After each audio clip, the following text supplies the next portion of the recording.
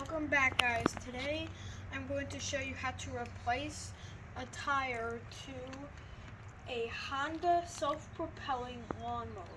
So first what you want to do is you want to elevate it from the back, so then the back tires would be elevated.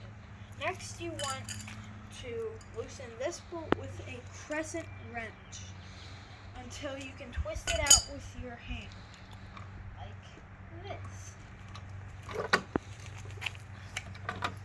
Then you take out these washers, then the bolt, toss it into the trash can, and then take this new tire, put the bolt in through here,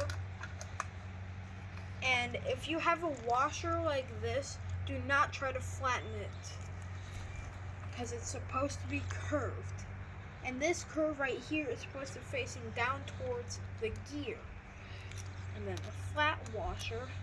Then you line this plastic part up where the bolt goes through the hole. Then you twist it in, tight and snug, like the other tires. I hope you enjoyed learning how to replace a tire for a lawnmower like these.